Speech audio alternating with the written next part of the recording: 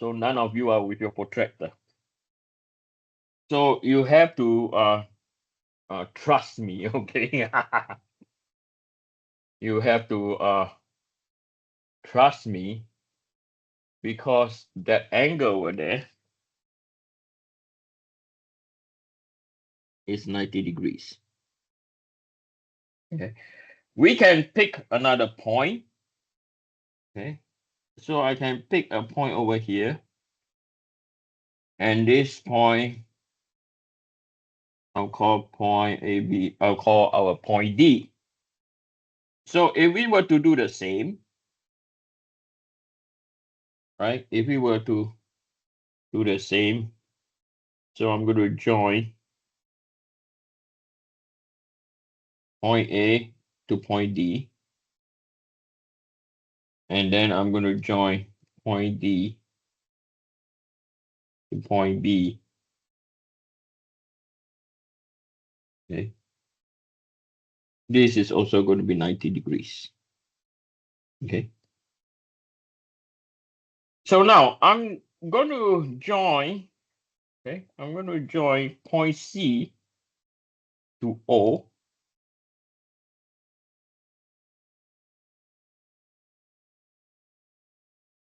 Okay.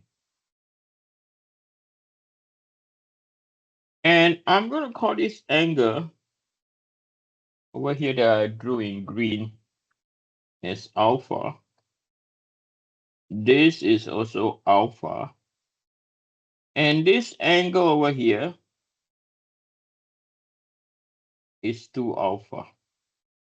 Okay. Because it's a triangle ACO is an isosceles triangle. So this is correspond to our radius. And then the angle from here to here is 180 minus 2 alpha. So that's why this point over here, this angle over here is 2 alpha. So that is the basic rules of the circle that we have to know when we deal with Mohr circle. Okay, when we deal with Mohr circle.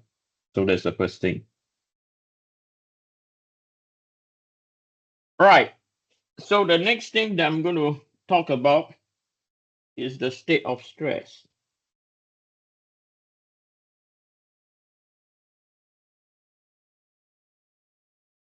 Okay.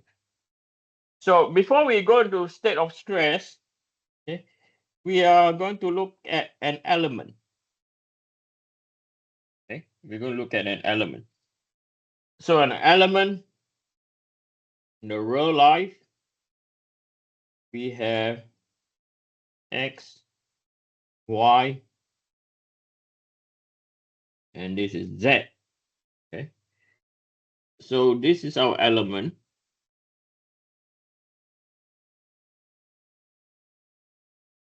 And an element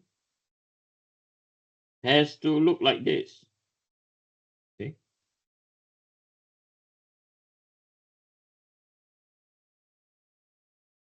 So an element is never a cube. Okay. It has to be a structure that looks like this. Okay. So what we have over here, you can see this space over here correspond to our XY plane. Right? So this space. And then this space over here correspond to our YZ plane. Okay. So this is our YZ plane. And then the last plane that we have is correspond to our XZ plane.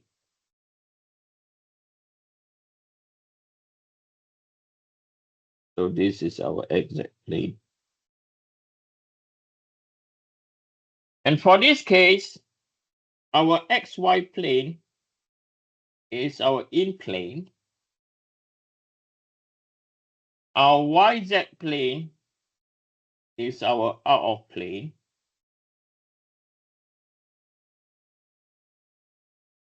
And our XZ is also known as our plane. Okay.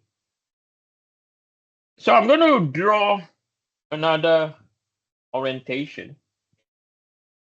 Yeah, I'm going to draw another orientation.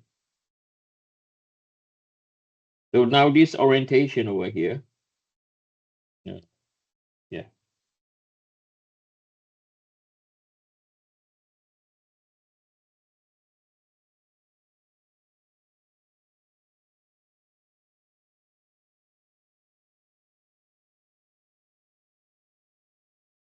So we know that this is our XY plane. And then we are aware that this is our YZ plane. And then we know that this is our XZ plane. So now I'm going to label the planes, whether is it, out, this is out of plane.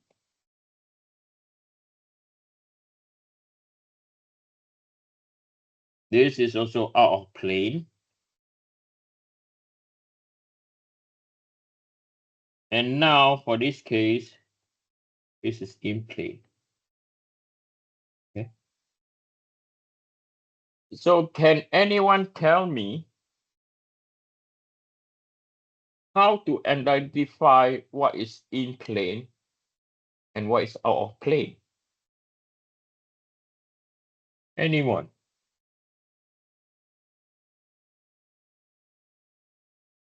Right? Don't think complicated, okay? So which is classified as our in plane and out plane. So what you can see is the in plane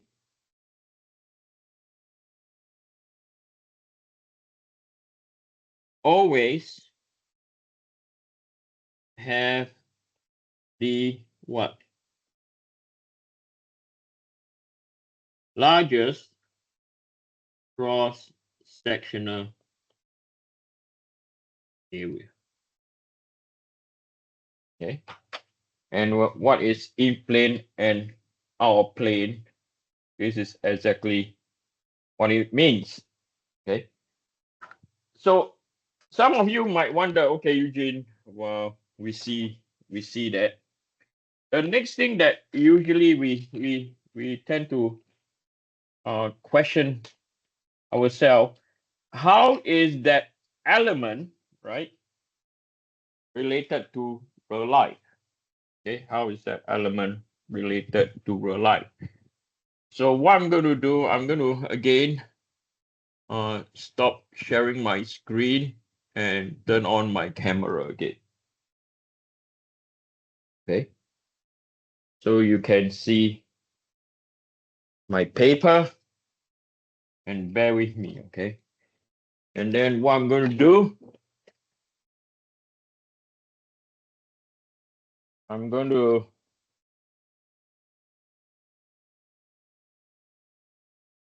on the paper, right?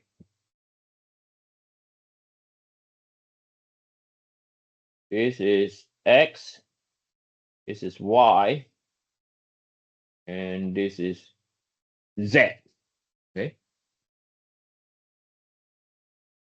You can now see my chalk, okay? And an element is basically a section of interest on our structure, right? So you see that I've just drawn a cube or a box, okay, right? So on this box, okay, is where my element is. Okay, so this is my element.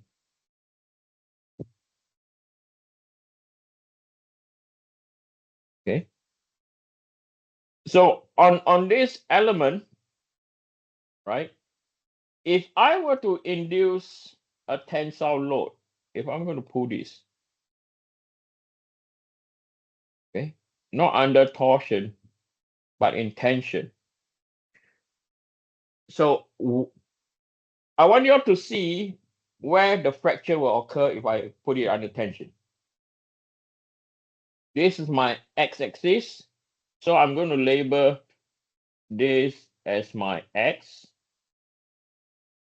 okay, and I'm going to label this surface as my y,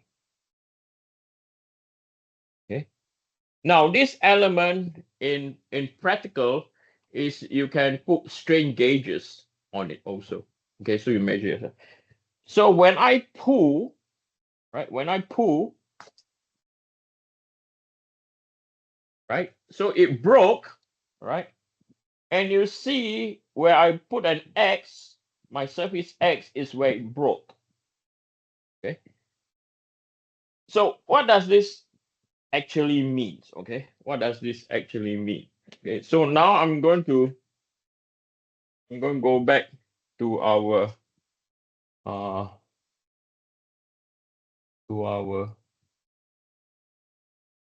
green. Okay, so now I'm going to draw for you what happened. Okay, so remember we have X, Y, and Z.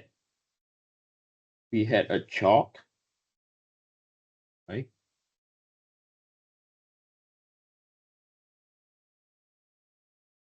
And then we have an element. And I label this element surface X and this element surface Y. Okay. Now I'm going to take out the element and I'm going to draw the element bigger.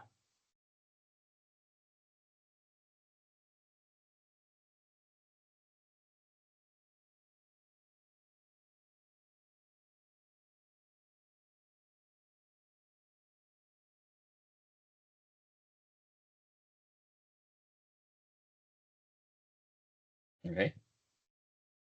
So remember, I label this as X and I label this as Y, right? So over here, this is our XY plane. And this is our in plane. And then we label this as our YZ plane. And this is our out of plane. And then we label this as our YZ plane. Oh, no, YZ, so not XZ plane.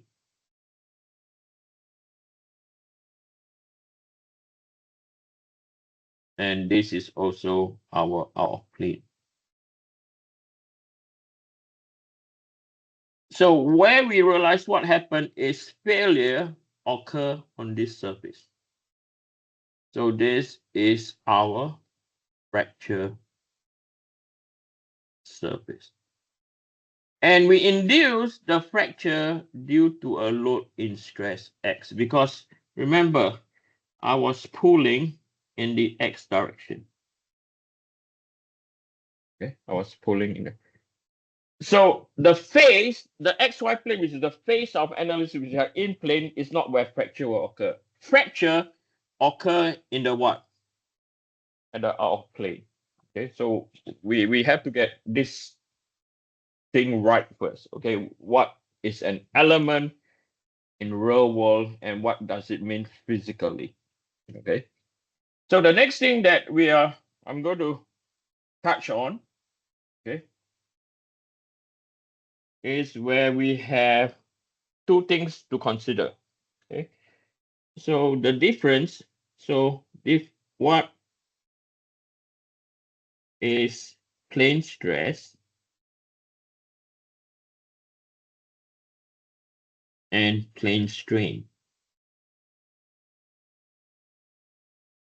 Okay, so you'll come across these two terms. One is known as plane stress one is known as plane strain. Okay, so if again I draw our transformation,